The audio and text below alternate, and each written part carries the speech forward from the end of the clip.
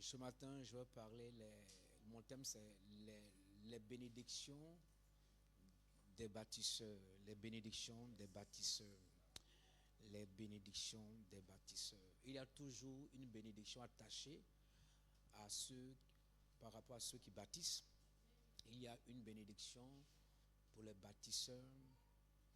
Affiche-moi 2 Samuel chapitre 7, verset 1 au verset 12.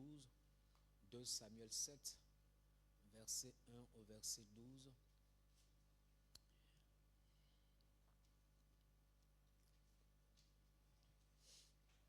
Il est écrit: le roi habita dans sa maison et que l'Éternel lui eut donné du repos.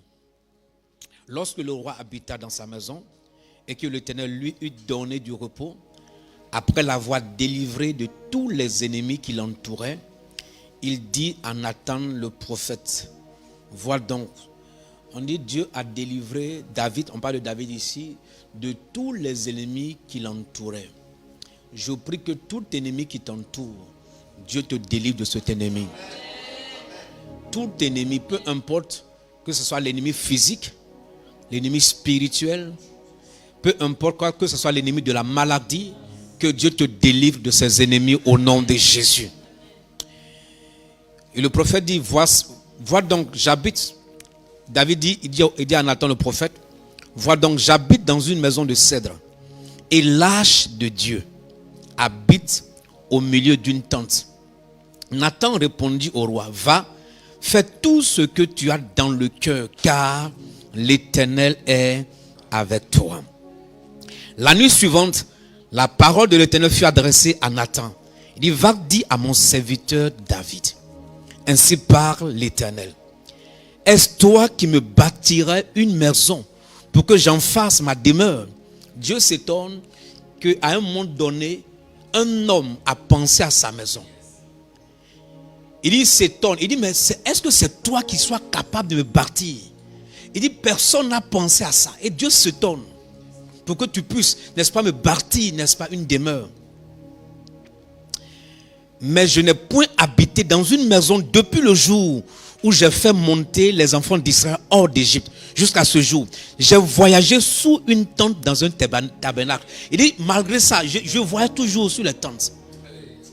Il dit, je les ai délivrés, je les ai promenés. Malgré ça, ils m'ont laissé sous une tente et dans un tabernacle. Verset 7.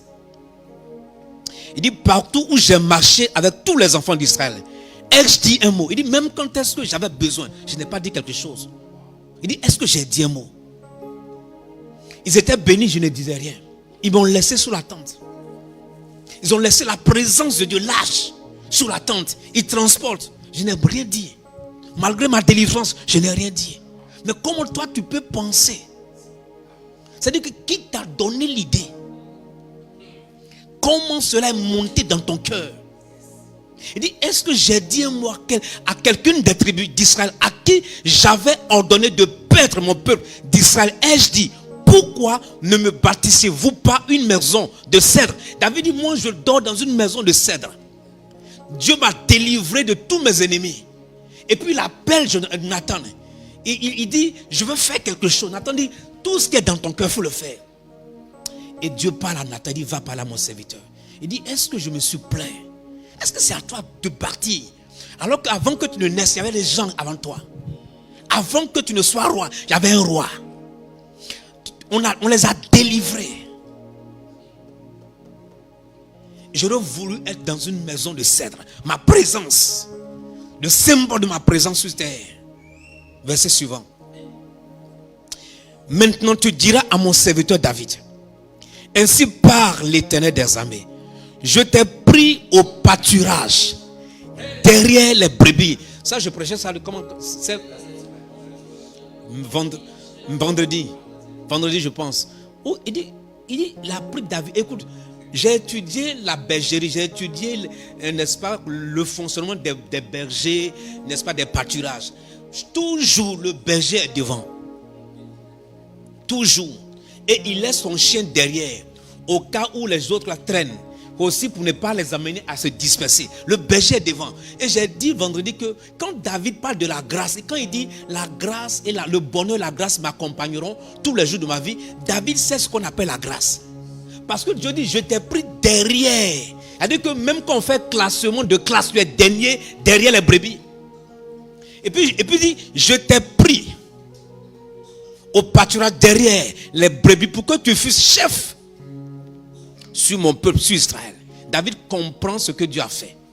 C'est pourquoi il dit, il ne peut pas lui dormir dans une belle maison et laisser celui qui a fait de lui ce qu'il est, roi, pour dormir. Écoute, beaucoup d'entre nous là, si ce n'est pas Dieu, tu ne peux pas dormir où tu dors.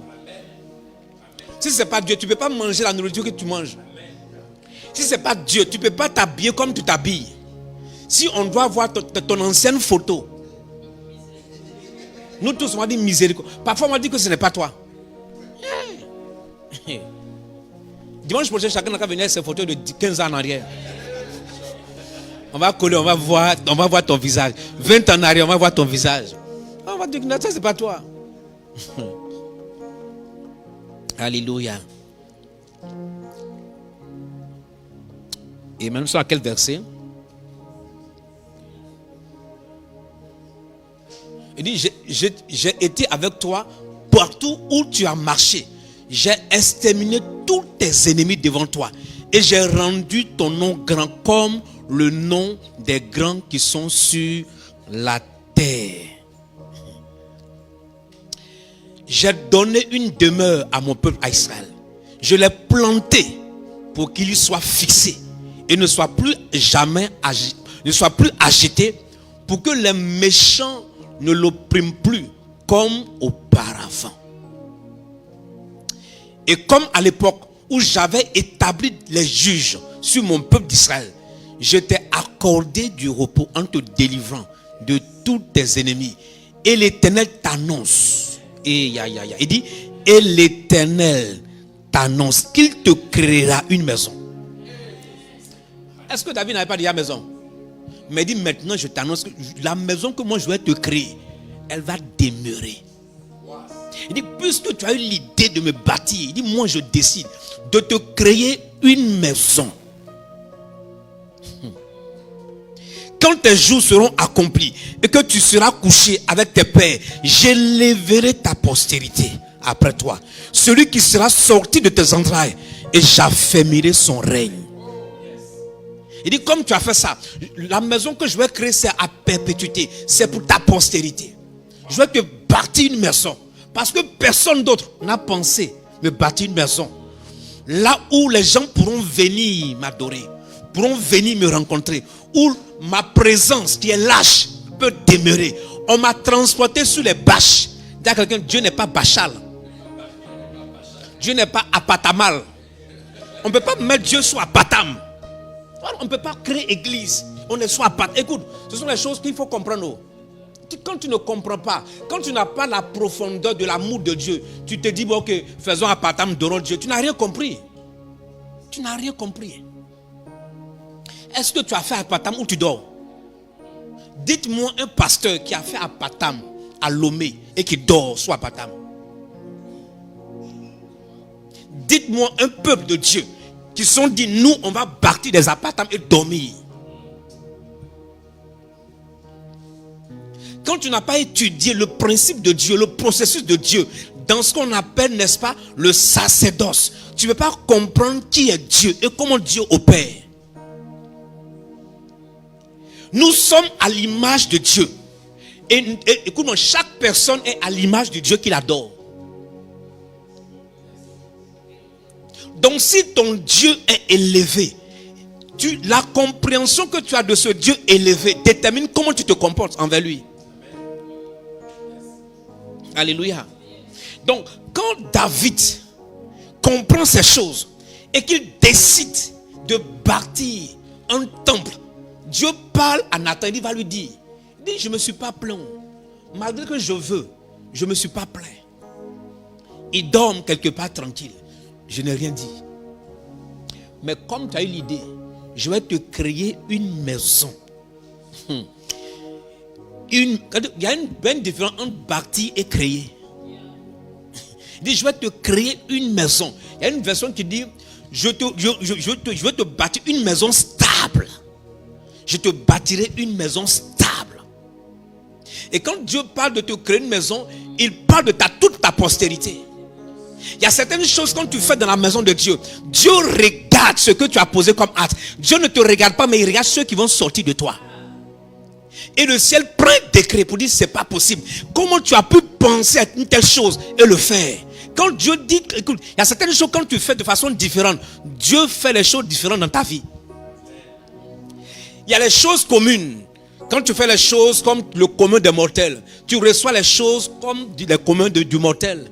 Mais quand tu fais les choses différemment, tu engages le ciel à changer un décret en ta faveur. Je prie ce matin que ta compréhension soit ouverte et que tu comprennes ce que Dieu est en train de dire. Écoute, il y a une bénédiction et ou des bénédictions à bâtir la maison de Dieu. Beaucoup d'entre nous, on se presse, on travaille pour notre propre maison. On travaille, on peine, on court à gauche, on court pour bâtir notre propre maison. Et on ne se préoccupe même pas de la maison de Dieu.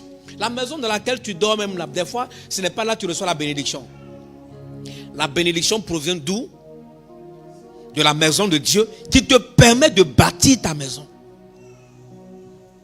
Lisons Genèse chapitre 28, verset 16, verset 17. Regardons ce que Jacob comprend ou a comme une révélation. Vous connaissez l'histoire, il revenait quelque part et il est couché. Et puis il fait un rêve. On dit Jacob s'éveilla de son sommeil et il dit certainement l'Éternel est en ce lieu. Et moi, je ne le savais pas. Verset 17. Il dit, il eut peur et dit que ce lieu est redoutable. C'est ici la maison de Dieu. C'est ici la porte des cieux. En bâtissant la maison de Dieu, tu ouvres les portes des cieux sur ta propre vie.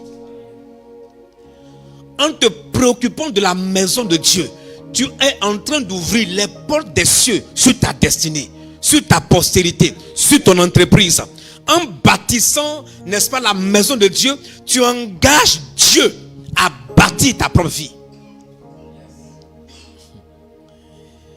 Il faut se soucier parfois de construire l'église du Seigneur. Quand tu te soucies de construire l'église du Seigneur, il va se soucier de construire ta vie et ta famille. Quand tu te soucies des finances de l'église, Dieu va se soucier de tes finances.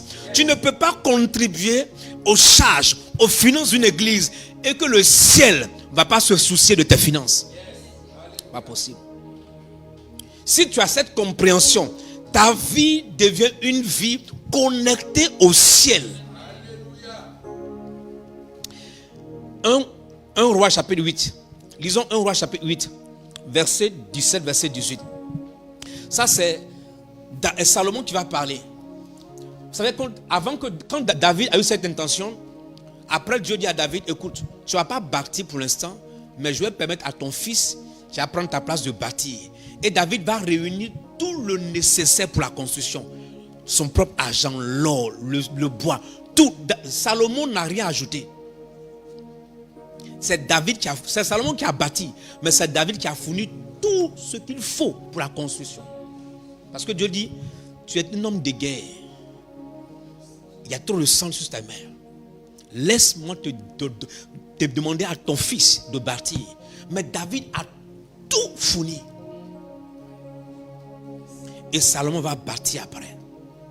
Et David fait une prière à Dieu. Il dit, Salomon fait une prière à Dieu. Il dit, David, mon père, avait l'intention de bâtir une maison au nom de l'Éternel, le Dieu d'Israël. Et l'Éternel dit à David, mon père, puisque tu as eu l'intention de bâtir une maison à mon nom, tu as bien fait d'avoir eu cette intention. Donc, écoute, ce que tu fais, Dieu regarde ce que tu fais, il dit c'est bien fait. Quand Dieu regarde tes intentions, Dieu a un regard sur nos vies, sur nos intentions, sur nos actes. Dieu dit à David, tu as bien fait d'avoir cette intention. Et c'est ce qui a permis à Salomon de venir. C'est ce qui a permis à Salomon, à sa postérité, de régner. Il a établi une maison durable. Si tu veux que ta famille, tes enfants des maisons durables, une destinée durable, il faut te préoccuper de la maison de Dieu. Ne viens pas juste pour recevoir, viens aussi pour donner. Viens bâtir. Alléluia. Bien aimé, l'église est importante aux yeux de Dieu. La maison de Dieu, c'est l'une des choses les plus importantes pour Dieu. Chaque fois que tu dis ici c'est le lieu, c'est la maison de Dieu, Dieu tourne ses regards. Mais à un moment donné, il faut décider de bâtir un endroit où on consacre à Dieu. Ce lieu devient un autel pour les générations à venir. Si tu bâtis la maison de Dieu, ça devient un autel. Or, l'autel parle en ta faveur. Chaque fois qu'une église, une communauté a un projet de construction de la maison de Dieu, engage-toi. Parce qu'il y a toujours des bénédictions attachées à la construction de la maison de Dieu. Amen. Ne te préoccupe pas seulement de ton bien-être. Préoccupe-toi aussi du bien-être de la maison de Dieu. Parce que ton bien-être dépend du bien-être de la maison de Dieu. Vous savez, beaucoup d'entre nous là, tout le temps qu'on vient ici, Seigneur, donne-moi la santé. N'est-ce pas, non? Mais il faut que la maison soit en bonne santé pour que tu reçoives la santé. S'il n'y a pas d'électricité, si on ne peut pas payer le loyer, si on ne peut pas être ici, il y a longtemps on se promène trop. Ils ont promené Dieu. Ils ont promené Dieu. Tente. On s'assoit ici, on fait tente. Après, on lève. On arrive quelque part. Il y a longtemps, écoute, il y a quelque part, on se promène trop. On était quelque part, on est venu ici. Et on va aller où après? Il faut dire qu'on est en train de construire un temple pour Dieu. On veut dire, Seigneur, on veut s'installer ici. Ça fait partie du premier temple de l'église Maison de la Destinée au Togo. C'est-à-dire que ça devient un hôtel pour toi et pour moi. Sur ce territoire. Il faut bâtir ça pour que ta postérité bénéficie de l'autel. Même si on n'est pas là, chaque fois que les gens vont rentrer dans ce temple, quand ils vont crier, Dieu va tourner ses regards. Il va entendre les cris. Ta postérité sera bénie. Ta postérité sera bénie. Si on ne bâtit pas, un jour on nous dit quitter ici, on va transporter Dieu encore. Jacques, est-ce que tu veux qu'on transporte Dieu? On l'a transporté depuis Piscine Atlantique, on est venu ici. Bon, on a encore un Dieu, un autre qui est à Tiegou. On a un autre encore Djidjolé. On a un autre encore à Goué. On a éparpillé Dieu partout. Mais il faut, mais tous ces coins-là, on loue. Il faut qu'on ait des endroits qui nous appartiennent pour dire, Seigneur, cet endroit est pour toi. D'ici 2 semaines, peut-être, ils vont vous en montrer les images où nous en sommes. Nous sommes maintenant à la 2e dalle. On a besoin que chacun dise, nous allons bâtir un temple à l'honneur de notre Dieu. Dieu aime voir son peuple uni dans sa maison et il le bénit. Alléluia. 1 Chroniques chapitre 29 verset 3.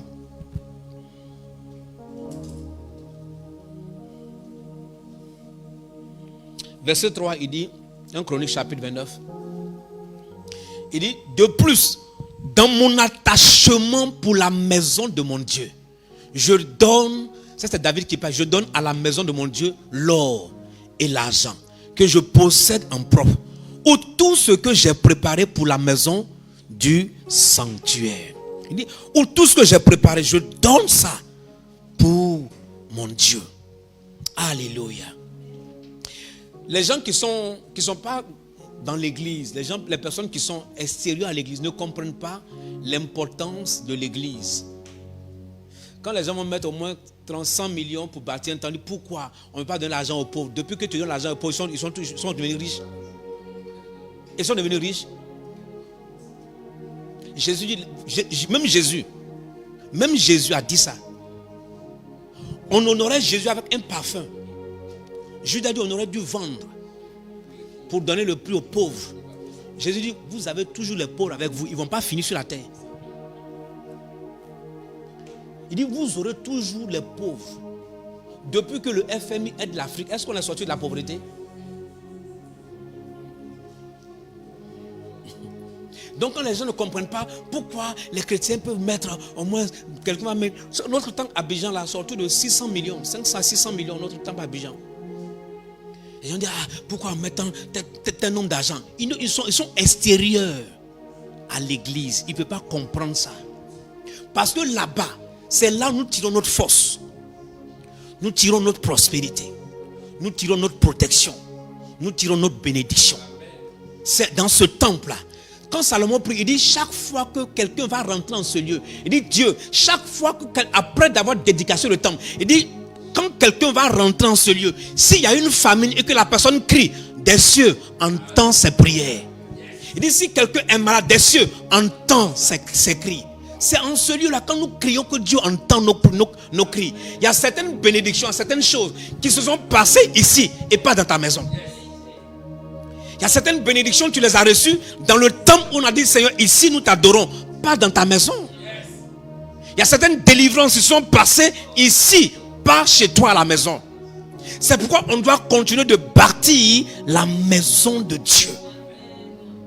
Bâtir la maison de Dieu.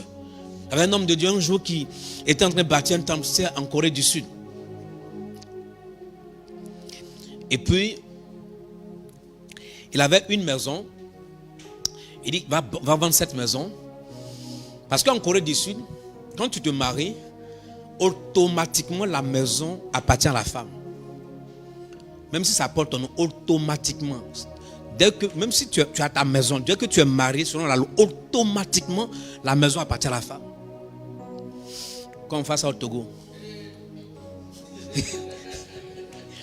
On ne va pas faire ça ici. Nous tous on va gréver.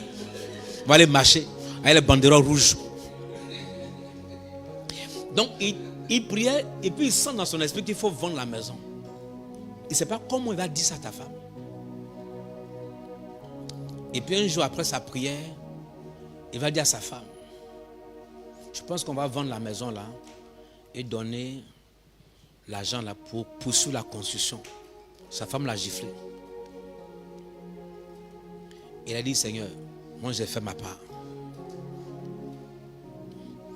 Et puis une semaine après, il était en train de prier, sa femme vient pour dire, Dieu m'a parlé, on peut vendre la maison. Quand il a fini de vendre la maison, ils ont commencé à construire. Dieu lui a dit, je vais rendre ton nom célèbre et tu ne manqueras jamais de rien, toi et ta femme. C'est le pasteur Yonggi Cho qui est décédé il n'y a pas longtemps, plus de 80 ans. Et on n'a jamais vu sur l'histoire, c'est lui qui a été la première personne sur l'histoire de l'humanité, la croissance de l'église incroyable. Et c'est-à-dire que lui seul, son église, il y a eu inondation en Corée du Nord. Son église a envoyé 450 milliards, lui seul, son église, pour aider les gens. Parce que quand il y a des choses, quand tu poses comme acte, le ciel s'ouvre. Le ciel s'ouvre. Alléluia. Numéro 1. En bâtissant la maison de Dieu, Dieu vous construira une maison. Dieu va te construire une maison. Je sais que tu as construit déjà ta maison, peut-être pour certaines personnes, mais il y a des maisons que Dieu peut te bâtir, qui va concerner ta postérité, qui va concerner tous ceux qui vont sortir de toi. Alléluia. Amen. Parce que ce que tu fais pour Dieu, il le fait pour toi également.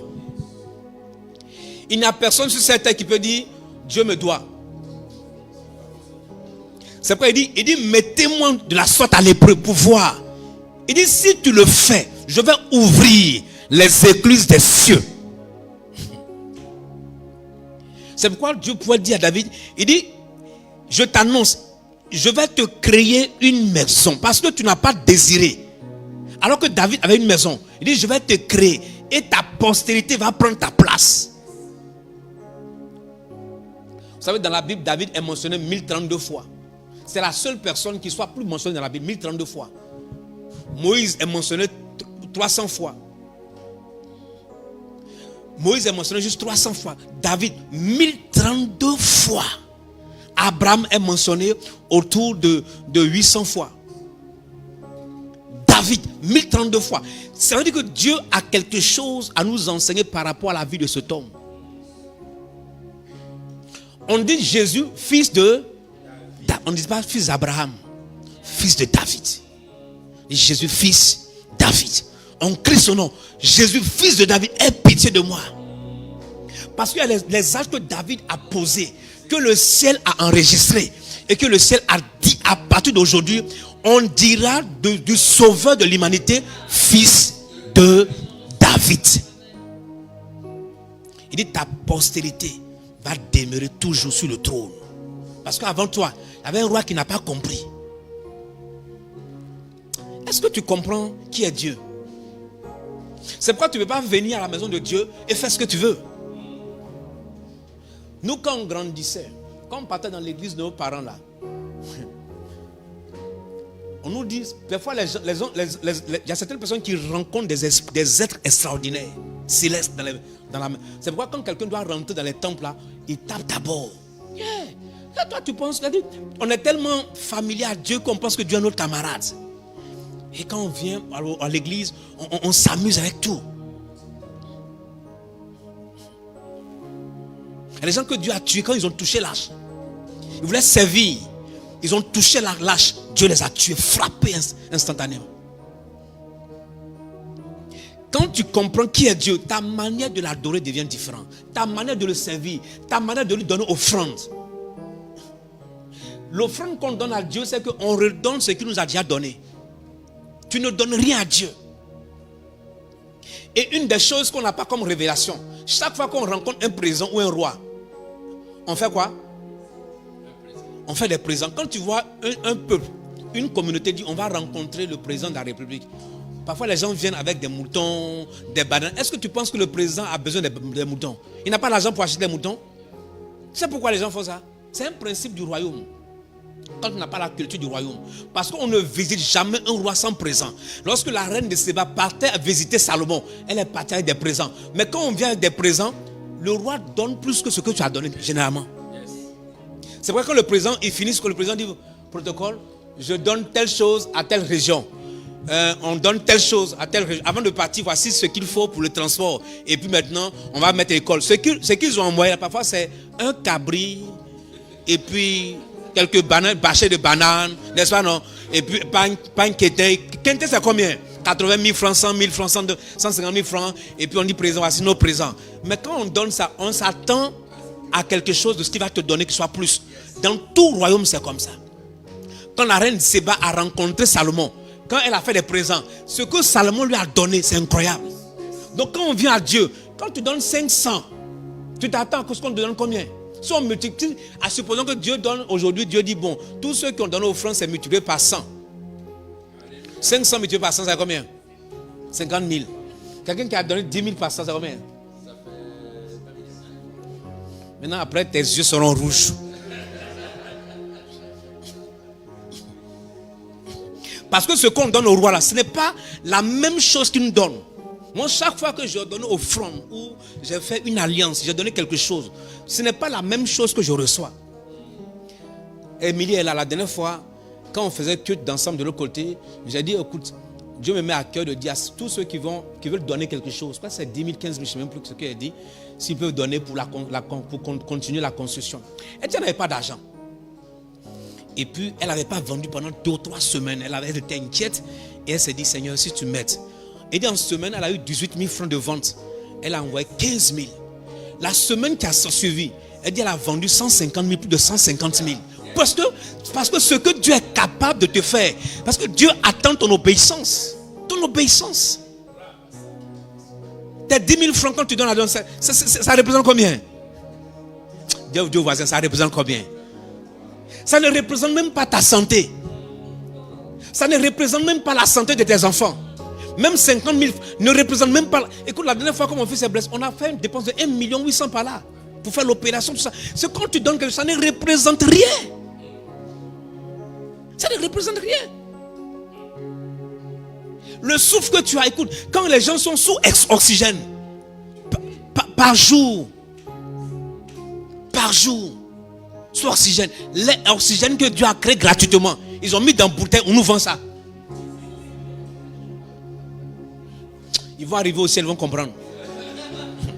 Oxygène que Dieu a créé, vous mettez dans une bouteille et tu vends ça cher. Quand tu vas arriver là-bas, on te dit, qui t'a demandé de vendre oxygène aux gens? Tu as créé oxygène. Miséricorde aux médecins là. C'est pourquoi lorsque le peuple de Dieu s'intéresse à la maison de Dieu, Dieu les bénit grandement. Je prie que toute personne qui se préoccupe de la maison de Dieu en ce lieu, que Dieu te bénisse grandement. Alléluia, que Dieu te bénisse grandement. Numéro 2, en bâtissant la maison de Dieu, vous recevrez les bénédictions de ceux qui construisent la maison de Dieu. Quand tu bâtis, tu reçois la bénédiction de ceux qui construisent la maison de Dieu. Il y a une bénédiction attachée. Il y a une bénédiction attachée à ça. Quand David bâtit, Dieu prononce ses bénédictions sur David. Quand Salomon bâtit, écoute, quand Salomon a fini de bâtir la maison de Dieu, et puis il a fait les offrandes, 1000 holocaustes, Dieu est descendu. Tu dis à Salomon, demande-moi ce que tu veux. 1000 holocaustes, 1000 offrandes. Parce que Dieu reconnaît que Salomon n'a pas fourni l'effort pour bâtir. Il sait que c'est David qui a donné. Mais Dieu attendait de Salomon quelque chose. Quand il a fini de bâtir, quand le temple est fini, quand on a dédicacé le temple, maintenant on fait offrande, sacrifice pour le Seigneur. Il a fait 1000 holocaustes. Il était à 300. Peut-être qu'il était à 100. Et puis Dieu a dit, il y a un ange qui devait partir. Au moment où l'ange devait venir, Salomon atteint 300. Dieu dit, attends. Parce qu'au fait, dans le royaume de Dieu, il y a ce qu'on appelle la hiérarchisation. Ce qu'on appelle la glorification. Tous les anges n'ont pas le décret de gloire. Tous les anges, il y a ce qu'on appelle les archanges.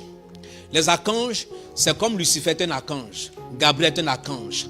Il y avait un séraphin, non, Raphaël est un archange, n'est-ce pas? Raphaël, c'est l'ange de la guérison. Il y avait également Michael est un archange. Mais chaque archange a sous lui d'autres anges, qui sont les anges guerriers. Michael, par exemple, c'est le chef de l'armée. Mais il a sous ses ordres d'autres soldats, qui sont les anges qui combattent.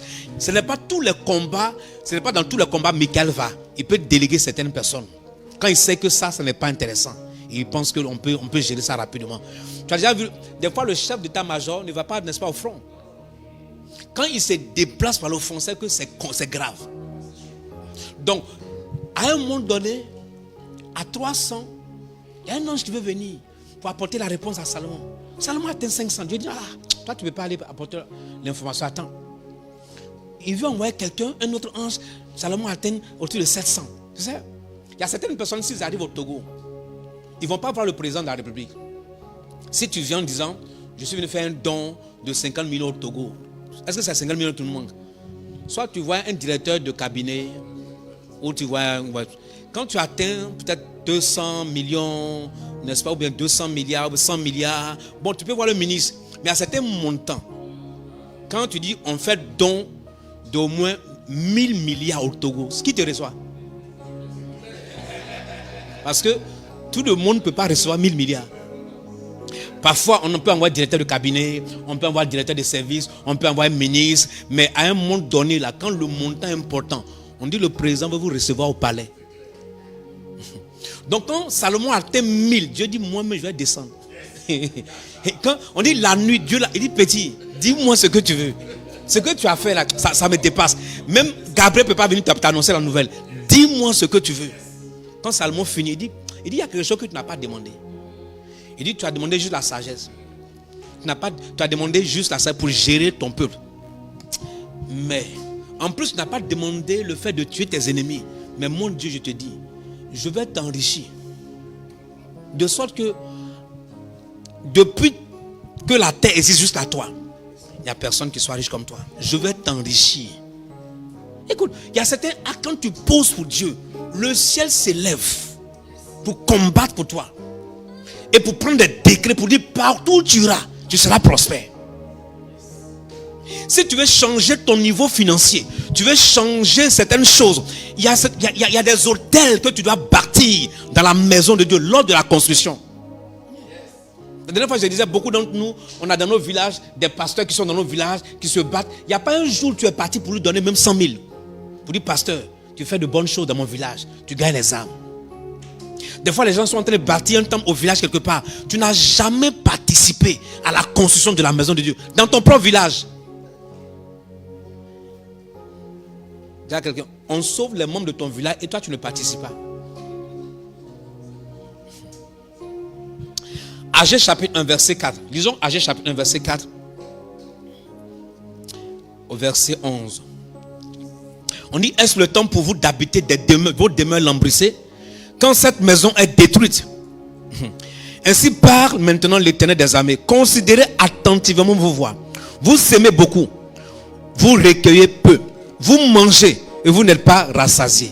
Vous buvez et vous n'êtes pas désaltérés. Vous êtes vêtus et vous n'avez pas chaud. Le salaire de celui qui est à gage tombe dans un sac percé. Il dit même après vous êtes assis, il dit ma maison est brisée, mais vous travaillez seulement. Et votre salaire tombe dans un sac qui est percé.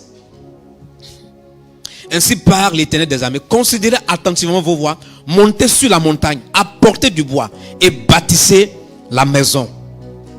J'en aurai de la joie et je serai glorifié, dit l'Éternel. Vous comptiez sur beaucoup et voici, vous avez un peu. Vous l'avez rentré chez vous, mais j'ai soufflé dessus. Pourquoi, dit l'Éternel des armées? À cause de ma maison qui est détruite. Tandis que vous vous empressez chacun pour sa maison.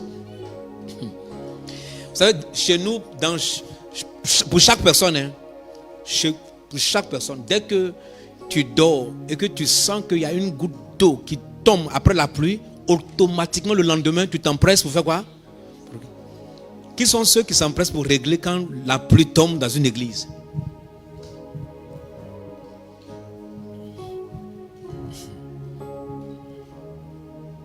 Moi, un jour, je suis allé quelque part, j'étais choqué. J'ai vu une image aussi hier. Hier, je crois, hier avant-hier. Je suis allé quelque part dans une église, j'étais choqué. J'ai vu la voiture du pasteur, une grosse voiture, mais j'ai vu où les gens adorent. J'étais choqué. J'étais choqué qu'un pasteur ait une grosse voiture comme ça. Et puis, on adore dans un coin. Quand tu regardes et tu es fier de prêcher là dans ce endroit. Il dit non, il n'a pas compris. Il ne comprend pas Dieu. Des fois, on prêche Dieu sans le connaître, ni le comprendre. Parce que, au fait, tes actions montrent que tu ne connais pas Dieu. Tes actions me montrent que soit tu connais Dieu, soit tu ne le connais pas. Vous savez, David n'est pas parfait, mais David connaît les principes divins de Dieu. Il y a certaines choses que David ne touche pas. Parce qu'il sait que Dieu, là, il est au-dessus de toutes choses. Ta maison est climatisée, ton bureau est climatisé, ta voiture est climatisée, ton salon est climatisé, ta chambre est climatisée, mais l'église a fait chaud, on transpire. Et ce n'est pas que tu n'as pas les moyens, tu peux juste déposer 2 climatiseurs dans une église, mais tu n'arrives pas à faire ça. Et les gens veulent s'asseoir. Dis au voisin, est-ce que ce n'est pas de toi le pasteur parle? Dis-lui, dis-lui, est-ce que ce n'est pas de toi le pasteur parle? Dis-lui. Alléluia. Amen. Amen. Dieu veut te bénir. Pense juste à sa maison et le ciel va s'ouvrir au-dessus de ta tête. Dernier point, à cause du temps, dernier point. En bâtissant la maison de Dieu, vous aurez une maison stable et une postérité bénie par l'Éternel. En bâtissant la maison de Dieu, vous aurez une postérité, une maison stable et une postérité bénie par l'Éternel. Dieu a rendu la maison de David stable. Ses enfants ont été toujours au trône. Salomon est venu après Roboam, après les Osias, les Jéconias, eux tous de la postérité de David. David. Si tu veux que Dieu établisse tes enfants, il faut forcément que tu bâtisses la maison de l'Éternel.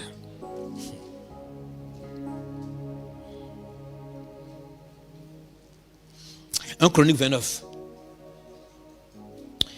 1 Chronique 29, verset 26, verset 28. On dit David, fils d'Isaïe, régna sur tout Israël. Le temps qu'il régna sur Israël fut de 40 ans. Pouvoir 40 ans.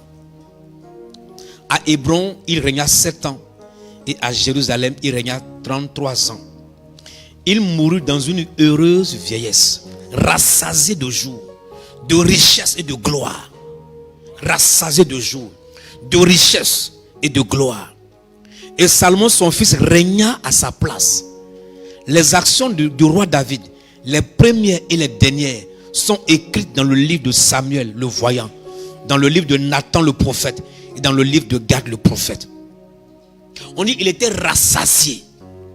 Rassasié de richesse, rassasié de gloire, rassasié de jours. Si tu bâtis la maison de Dieu, Dieu est capable de te rassasier de jour. Alléluia. Dieu va te rassasier de jour. Tu ne peux pas donner ton argent pour construire la maison de Dieu et que Dieu ne te donne pas longue vie. Alléluia. Vous savez, j'ai découvert en lisant les Écritures qu'il y a certains niveaux de bénédiction que Dieu ne te donne pas tant qu'il n'y a pas un certain niveau de sacrifice. Écoute, tu sais, la prospérité là, on ne devient pas riche même avec Dieu sans sacrifice. Il n'y a pas une personne que Dieu a enrichi sans sacrifice, ça n'existe pas. C'est pourquoi les gens du monde font des sacrifices pour s'enrichir. Parce que la richesse, la bénédiction, c'est facile d'avoir pour pouvoir tes besoins, régler certaines choses, payer ta dîme, Dieu pouvoir. Mais il y a certains sacrifices, quand tu fais, ça te rend prospère et ça donne la richesse. Quand tu lis Genèse chapitre 22, lorsque Dieu parle à Abraham, à partir du verset 15, verset 17, Genèse chapitre 22, on dit quand Dieu dit à Abraham, écoute, Abraham avait, dans le plan d'Abraham, son eunuque c'est qui? Isaac. Son eunuque pour lui c'est Isaac. C'était le fils de la promesse. Avec Sarah. Ismaël est né avant. Avec Agar. Et puis après ils sont partis. Et Dieu dit à Abraham, il dit, prends ton fils, ton unique, celui que tu aimes, va me le sacrifier. L'enfant qu'on a attendu pendant 22 ans avec ma femme, qui est l'unique, qui sera l'héritier. Par lui, tu dis, on va se multiplier. Et tu me dis d'aller le sacrifier. Parce que Dieu veut voir Abraham. C'est-à-dire, tant que Abraham n'a pas atteint sacrifice, pour Dieu, tu n'as rien fait. Il y a des sacrifices suprêmes qui attirent la richesse, qui attirent la prospérité. Quand tu vois quelqu'un aller sacrifier son enfant, ça veut dire que la prospérité et la richesse, ça ne s'obtient pas facilement. On peut être béni, mais la richesse, ça s'obtient autrement. Même dans l'église, si tu vois un chrétien béni financièrement, qui est prospère, c'est un sacrifice. Sacrifice avec Dieu. Je te dis la vérité. Il y a un certain niveau il y a un certain montant d'argent que tu n'auras jamais tant que tu ne fais pas de sacrifice. Tu n'auras pas. Tu vas prier. La prière va jamais attirer la richesse. Dieu va te bénir. Il va pouvoir tes besoins. Tu auras ce dont tu as besoin pour ta maison, pour le loyer, pour les enfants, oui. Mais si tu veux aller à un niveau supérieur, il y a un sacrifice. Quand Abraham commence à partir, parce que Abraham discute avec Dieu. Pourquoi Dieu mentionne toutes les trois choses? Il dit, donne, n'est-ce pas, ton unique. Il dit, donne Isaac. D'abord, il a dit, sacrifie-moi ton fils. Ton unique, celui que tu aimes. Il dit, ton fils. Après, il dit quoi? Ton unique. Après, il dit, celui que tu aimes. Pourquoi? Pourquoi? Et puis après, il a dit Isaac. Avant d'Isaac, là, il a dit trois choses. Sacrifie-moi ton unique. Ton fils. Dis d'abord ton fils, ton unique, celui que tu aimes. Et puis il a ajouté après Isaac. C'est-à-dire que Abraham, quand il a dit ton fils, Abraham dit, ah, ok, Ismaël est là. Si on peut sacrifier Ismaël, ça, il n'y a pas de problème. Dieu dit ton unique. Il dit, je n'ai pas unique, j'ai deux. Donc, l'unique là, Ismaël aussi est unique pour sa mère. Et puis Dieu va dire, celui que tu aimes. Il dit, j'aime les deux. Et puis Dieu dit, écoute, maintenant il donne un homme, Isaac. Il n'y a rien à faire, Isaac. Quand il dit Isaac là, il dit, va, il y a une montagne que je vais te montrer, la montagne, va. Abraham prend du bois, il prend du feu pour tuer et immoler Ismaël, Isaac du moins, mais ne dit pas ça à Sarah. Il dit à ses serviteurs, nous allons adorer pour revenir. Même ses serviteurs qui l'accompagnaient, il dit, nous allons adorer pour revenir. Et puis il dit, restez n'est-ce pas, au pied de la montagne, mon fils et moi, on part pour adorer. Et puis Abraham arrive là-bas avec Isaac. Et puis Isaac lui dit, nous avons le bois, nous avons le feu, il y a le couteau. Où est l'animal du sacrifice? On va s'asseoir pour parler maintenant. On est venu, tu fais sacrifice, tu me dis, tu t'accompagnes. Ton affaire n'est pas que les vieux. Tu sais, quand tu lis l'histoire, au moment où on sacrifiait Isaac, Isaac a dépassé 20 ans. Isaac a dépassé autour de 15, 18 ans. Un gars de 18 ans et un vieillard de 130 ans, 125 ans. Qui peut attraper l'autre? Qui peut sacrifier l'autre? Un Abraham qui est vieux déjà, qui a 120 ans, autour de 120 ans, Ismaël qui a 20 ans par là, qui peut attraper son ami pour lui ligoter? Ça veut dire que Abraham a dû négocier avec Isaac. Il dit, le gars là, il m'a dit, c'est toi. Mais je le connais. Ça fait 22 ans, il m'a promis que tu allais naître. Et il a honoré. J'ai marché avec lui. Partout où je suis parti, là, il a été fidèle. Ce gars-là, je le connais. Il m'a dit de te sacrifier. Quand tu lis Romains chapitre 4, il dit, Dieu a la capacité de faire revenir les morts. Donc il a dit à Isaac, il dit, même si on te tue là, tu vas revenir. Laisse-moi faire. Isaac dit, tu es d'accord, tu es sûr? Il dit, je suis sûr. Il dit, je suis sûr. Il dit, je le connais. J'ai marché avec lui, il n'a jamais failli. Ses promesses s'accomplissent toujours. Et puis Isaac se laisse sur l'autel, ligoté. Et Abraham prend le couteau. Et puis soulève. Au moment de couper, la Bible dit, il entend une voix. Il entend. Il dit, puis Abraham étendit la main et prit le couteau pour égorger son fils. Verset, il dit, alors l'ange de l'Éternel l'appela des cieux et dit, Abraham, Abraham. Il répondit, me voici. Verset 12, il dit, l'ange dit, n'avance pas ta main sur l'enfant et ne lui fais rien, car je sais maintenant que tu crains Dieu. C'est-à-dire que depuis là, Abraham le craint. C'est-à-dire que pour Dieu là, il y a certaines choses qui prouvent que tu le crains. Tu le crains du moins.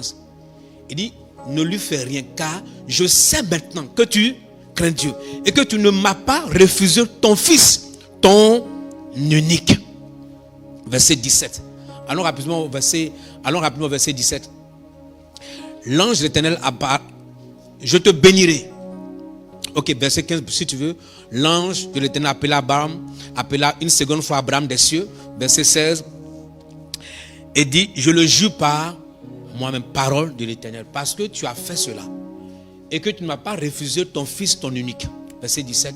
Il dit, je te multiplierai, je te bénirai et je te multiplierai ta postérité comme les étoiles du ciel et comme le sable qui est sur le bord de la mer. Et ta postérité possédera la porte de ses ennemis. Est-ce que quelqu'un veut entrer dans ces bénédictions?